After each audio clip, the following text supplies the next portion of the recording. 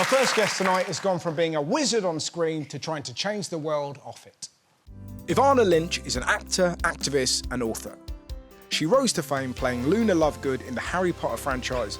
Hello, Harry. Luna, how do you know where I was? And has since gone on to the West End to critical acclaim.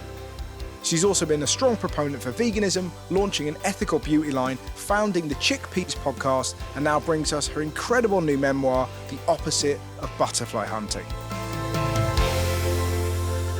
Ladies and gentlemen, please welcome Evanna Lynch!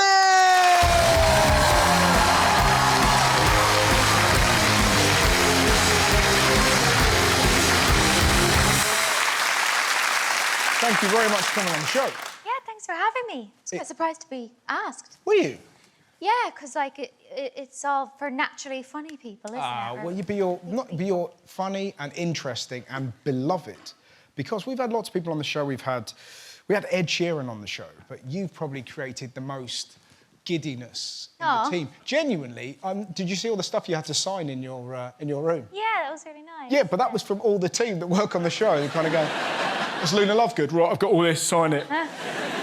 But was because you had a similar thing, didn't you? That you were a massive fan of Harry Potter. Yeah. Before you were in the franchise. Oh, absolutely. No, I fully understood it. That's why I take it quite seriously. You know, that what it means to people. Like, I try really hard to always be nice and always be like ready to talk to people, because, you know, if they have a bad interaction with me, I've ruined that character for them, or I've ruined Harry Potter, and it's like, that's devastating. So yeah, I do take it seriously. What was it like going from being a mega fan to then suddenly working with the actors and then becoming your colleagues? Was that strange? Like, it was great because I was living the dream, but I was also, like, stalking them secretly when I'd go home. Because I couldn't... You know, you do get these habits. You latch onto people, and I'd really deified them. I just thought they were superhuman. Who was your kind of... who were you obsessed with? Oh, Dan. Yeah. Oh, really? Yeah, you went straight for Potter? What? Yeah, of course. I see, I'd have gone wrong. It just looks more fun. Oh, really? It just looks like Rupert Grint would have sort of fun in his... sort of trailer. Do you know what I mean? But you know what I mean? Like, but do you know what I mean by that? Whereas it looks like Daniel would be sort of practicing his lines and like, "No, I will get you, Voldemort." You actually are, like he did. He had like a pool table and darts. People would go there to, He had a pool table? Yeah. In his trailer? Yeah. See, I was but right. I was never invited because, I did. Oh, so you were like out on the window? Yeah, just like picking up their litter and taking it home, kind of thing. No, I've worked my way in. We're friends now. Like, they let me into their WhatsApp groups. Yeah. It's great. Amazing. Yeah. And you're not just on here to talk about Harry Potter. You've just brought your book. It's The Opposite of Butterfly Hunting, which is kind of an unusual title. What does that mean? Yeah, so it's a book really about the balance between mental health and creativity. Yeah. Because I really do think most creative people are so sensitive that unless they have an outlet for their emotions, it will kind of just stay in and tear them up inside. So that's what it's about. And for me, those mental health battles manifested as an eating disorder. And so the butterfly hunting, the opposite of butterfly hunting, is a metaphor for really what you sacrifice when you try and sustain these disorders, when you give yourself over to perfection. Because I see, you know, you look at a butterfly pinned to a board, at first it looks so beautiful and just captivating, but then you kind of see the pin through it and what somebody had to kill this little perfect creature to preserve their perfection. And I think it's that metaphor applies to eating disorders as well, that the longer you sustain that and try to sort of freeze your body and keep that perfection, the more you'll lose. Like, you lose your creativity and your life force. And that's what I really found, that while I was going through that, it just drained me. I had no personality, no creativity. And you went through it at a very young age. And is that how you felt? You felt like you were frozen in your body? Yeah, I was like? afraid to grow up. I just wanted to stay a child forever. Yeah. Womanhood seemed so terrifying. It seemed like suddenly you have all these responsibilities and you have a sexuality and you get looked at, and I just didn't want to deal with any of that. I just wanted to stay small, really. Right. And but there's a lot to it. That's why I wrote a book. Yeah. You know? What's it like going through that? Because presumably, is it cathartic? Is it kind of harrowing? Are you writing it to sort of help others heal, or is it part of like a self-healing process? Both, really. Understanding it, because I started speaking about this about 10 years ago, because I kind of just wanted to be honest about who I am and have deeper conversations. But then I found I tell this story and it sort of got turned into, oh, so you battled your eating disorder, your mental health, and then you got part in Harry Potter and everything's great now. Right. And I saw that happen. I was like, that's not how it feels. It wasn't like, and I think it does a disservice to people with mental health issues to say you can incentivize recovery, you can coax somebody out of their darkness with like treats, with nice things, because I think then other people might wait for that, and it also just wasn't that for me too. Like I had several years of recovery behind me when I got the part in Potter, so that has to come first. I think you have to find your self-worth.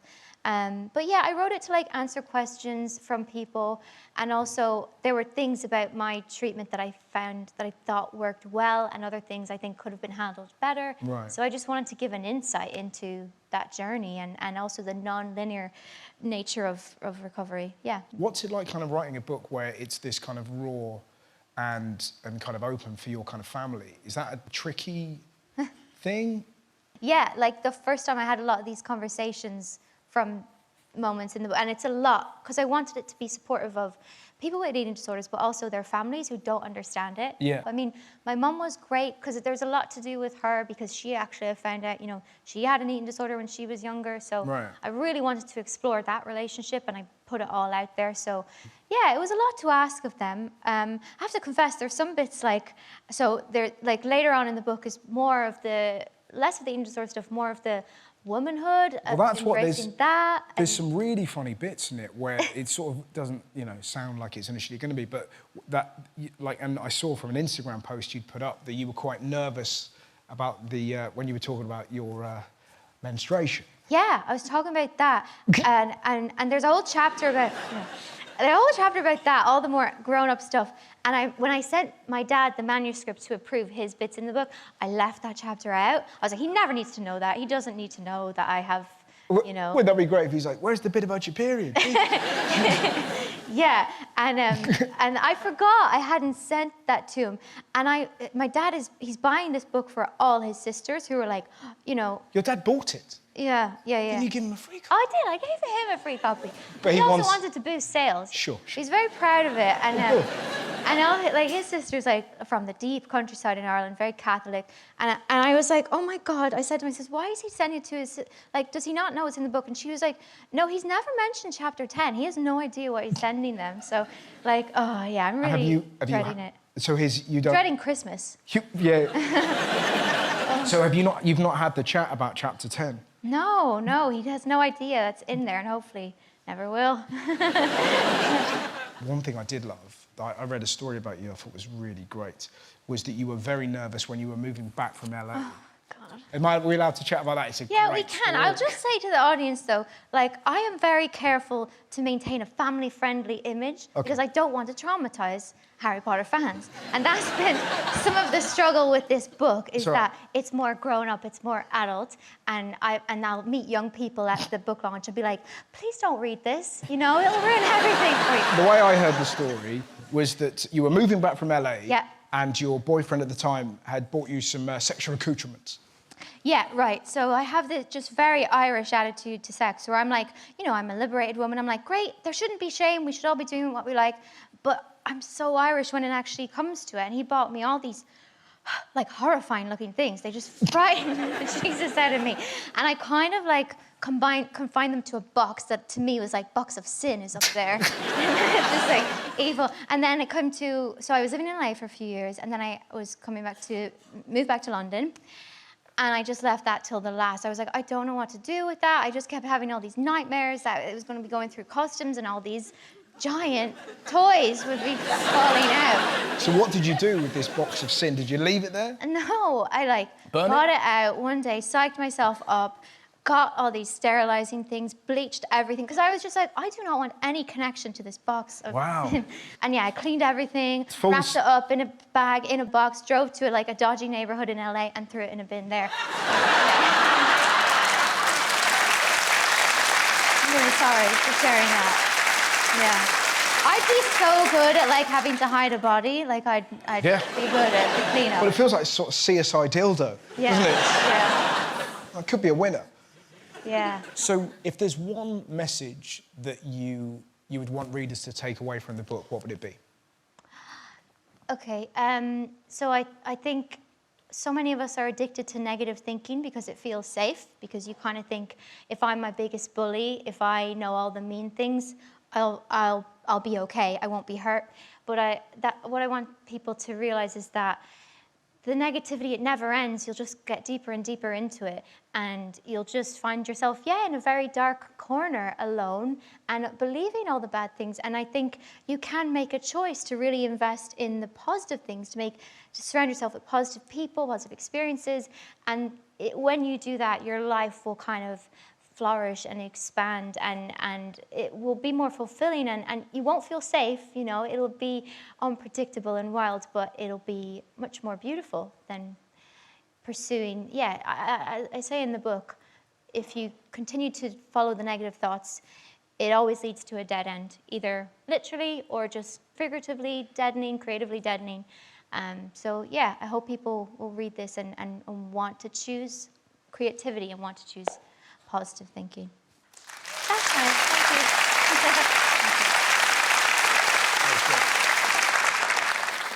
you. I really enjoyed that. What a fascinating interview. Absolute pleasure. Thank you. I enjoyed it too. It's a really great read. I heartily recommend you go and get it. Ladies and gentlemen, the wonderful Evanna Lynch.